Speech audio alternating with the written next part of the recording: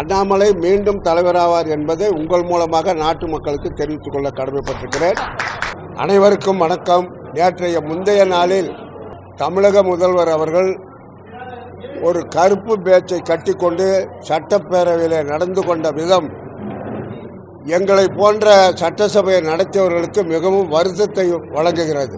காரணம், பொதுக்கூட்டத்திலே பேச வேண்டிய முதலமைச்சர் சட்டப்பேரவையை ஒரு பொதுக்கூட்டமாக கருதி கொண்டு சில முழக்கங்களை எல்லாம் அறிவித்து சட்டசபையினுடைய மாண்பையும் எல்லாம் கெடுத்து வருகின்றார். இரண்டாவதாக, எலெக்ஷன் கமிஷன் ஆஃப் இந்தியா தேர்தல் ஆணையம் தொகுதிகள் வரையறை டீலிமிட்டேஷன் என்ற சர்க்குலரை எந்த மாநில சர்க்காருக்கும் அனுப்பவில்லை, குறிப்பாக தமிழ்நாட்டிற்கும் அனுப்பவில்லை. இந்த சூழ்நிலையில் வரையறை செய்ய போகின்ற தேர்தல் கமிஷன் பாராளுமன்ற தொகுதிகளை குறைக்கப் போவதாக ஒரு பொய்யான கருத்தை பரப்பி சில மாநில முதல்வர்களை அழைத்து பேசி ஒரு தவறான கருத்தை சொல்லி சில முதல்வர்களுடைய ஆதரவையும் தேடி வருகின்ற தமிழக முதல்வருக்கு பாரதிய ஜனதா கட்சியின் சார்பாக எனது கண்டனத்தை முதலில் தெரிவித்துக் கொள்ள கடமைப்பட்டிருக்கின்றேன். மூன்றாவதாக, மும்மொழி திட்டத்தை பற்றி தவறான செய்தியை தொடர்ந்து திராவிட முன்னேற்றக் கழகம் பொதுக்கூட்டங்களிலும் சட்டப்பேரவையிலும் சொல்லி வருவதை பாரதிய ஜனதா கட்சி தமிழ்நாட்டு பிரிவு தங்களுடைய வருத்தத்தையும் கண்டனத்தையும் தெரிவித்துக் கொள்ள கடமைப்பட்டிருக்கிறது. மூன்றாவது மொழியாக இந்தியை படிக்க வேண்டும் என்று மத்திய அரசினுடைய பாரத பிரதமர் மோடி அவர்கள் எந்த நேரத்திலும் சொல்லவில்லை, கட்டாயப்படுத்தவில்லை. ஆனால்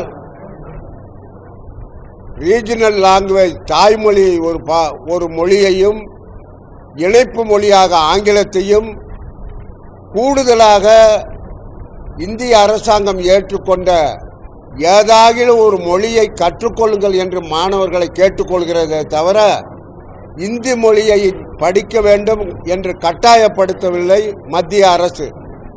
ஆனால் தமிழ்நாடு அரசு கூட்டணி கட்சி தலைவர்களை அழைத்து கொண்டு போய் பல கூட்டங்களில் இந்தியை கட்டாயமாக்க மோடியினுடைய அரசு முயற்சி செய்கிறது என்ற தவறான செய்தியை தொடர்ந்து சொல்கின்ற திராவிட முன்னேற்ற கழக கட்சியையும் திராவிட முன்னேற்ற கழக அரசாங்கத்தையும் தமிழக பாரதிய ஜனதா கட்சி வன்மையாக கண்டிக்கிறது.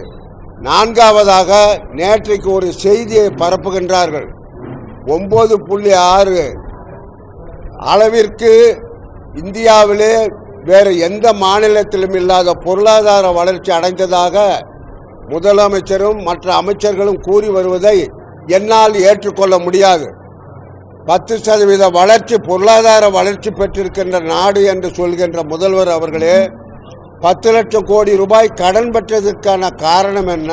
கடனுக்கு வட்டியும் செலுத்தாமல் அதிகமாக கடன் பெற்றிருக்கிறது தமிழ்நாடு அரசு, அதிகமாக ஊழல் செய்கிறது, அதிகமாக சட்ட ஒழுங்கு பிரச்சனையில் ஈடுபட்டிருக்கிறது தமிழ்நாடு அரசு. இதுதான் ஊழலில், பொய்யான தகவல் சொல்வதிலும், மக்களை திசை திருப்புவதிலும், எப்படியாகிலும் ஆட்சி கட்டிலை தக்க வைத்துக் கொள்வதற்காக எல்லா நாடகங்களையும் ஆடி வருகின்ற தமிழக அரசுக்கு தலைவர் அண்ணாமலை தலைமையில் இயங்குகின்ற தமிழக பாரதிய ஜனதா கட்சி தன்னுடைய கண்டனத்தை தெரிவித்துக் கொள்கிறது. இன்றைக்கு பாரத பிரதமர் ஏறத்தாழ 600 கோடி ரூபாய் அளவிலே செலவு செய்து பாம்பன் பாலம் திறக்க சென்றிருக்கின்றார்கள். அந்த நிகழ்ச்சியிலே தமிழக பாரதிய ஜனதா கட்சி தலைவர் அண்ணாமலை அவர்களும் கலந்து கொண்ட காரணத்தினால் அவர்கள் இன்றைக்கு வர முடியவில்லை என்பதை உங்கள் மூலமாக நாட்டு மக்களுக்கு தெரிவித்துக் கொள்ள கடமைப்பட்டிருக்கிறேன். அவர் செல்வ பெருந்தகை எதுக்காக கருப்பு கொடி காட்டுறாரு அப்படிங்கிறத தெளிவாக சொல்லல. கருப்பு கொடி காட்டுறேன்னு சொன்னாரே தவிர எந்த நோக்கத்திற்காக கருப்பு கொடி காட்டுற அப்படி அதை அனுமதித்திருந்தால் தமிழக காவல்துறை மாபெரும் தவறு செய்துவிட்டதாக நான் கருத்துக்கிறேன். அண்ணாமலை மீண்டும் தலைவராவார் என்பதை உங்கள் மூலமாக நாட்டு மக்களுக்கு தெரிவித்துக் கொள்ள கடமைப்பட்டிருக்கிறேன். அதே நேரத்தில் டெல்லியில் இருக்கின்ற தலைவர்கள் என்ன முடிவு எடுக்கிறார்களோ அந்த முடிவுக்கும் நாங்கள் எல்லாம் கட்டுப்பட்டு கட்சியினுடைய வளர்ச்சிக்கும் வெற்றிக்கும் பாடுபடுவோம் என்பதையும் தெரிவித்துக் கொள்கிறேன். அவங்க மத்திய நிதித்துறை அமைச்சராக இருக்கிறார். யார் வேண்டுமானாலும் சந்திக்கலாம், யார் வேண்டுமானாலும் மனு கொடுக்கலாம். அது ஒரு பெரிய விஷயம் கிடையாது. எல்லோரையும் மதிக்கின்ற கட்சி பாரதிய ஜனதா கட்சி.